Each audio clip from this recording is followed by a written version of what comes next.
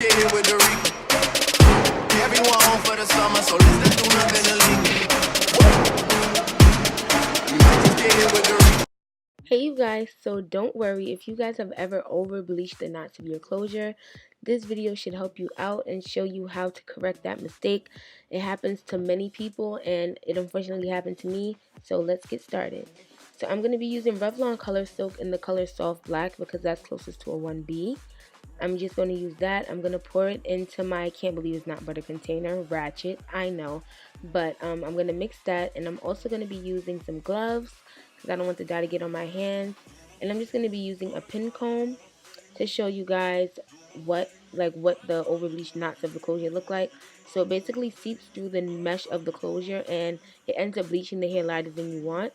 So all you're going to need is a mascara wand, an old mascara wand that you may not be using. It's ready to go smaller. So I'm just going to dip it in the dye mixture and I'm going to start by applying it directly to the part that I have where I see the knots are over bleached.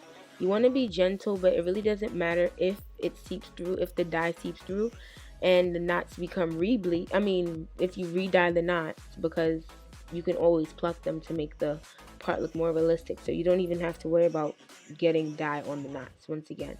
But try your best to not make the dye get on the knots, but if you do it, it's no worries. So I'm just using the pin comb to part through the closure, and I'm just going to apply the dye to the roots for each part that I see that needs the dye. So I'm just going to do that throughout the whole closure and comb it through. I have a clip to hold one end of the closure, so you can always use a clip, but if you choose not to, that's perfectly fine and you can just use your hand. But I want both of my hands to be free, so that's why I have the clip there, because I needed to hold down the other side of the closure. So you're going to be just doing that throughout the whole closure, and this is pretty much an easy process. I saw this method from Ivy's channel. If you guys are not familiar with Ivy, well, I'm pretty sure you will be familiar with Ivy. You are familiar with Ivy, but I saw this and I just decided to make a video because I figured it would be helpful for a lot of people who haven't seen that video. And it's a pretty easy process. It's nothing too difficult.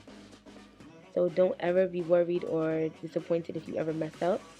So once that's done, I leave it for about 20 to 30 minutes and then I wash it out. And these are the results.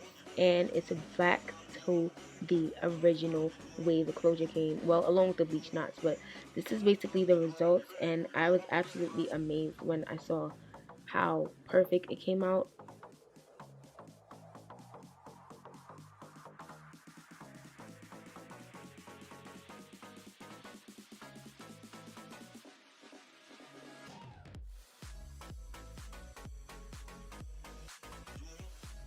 After this, I would usually tweeze the closure in order to make a realistic part.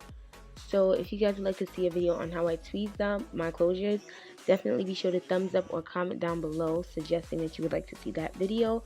And if not, thank you so much for watching, and I hope you guys found this video extremely helpful. Don't forget to like, comment, and subscribe. See you guys again soon. Bye!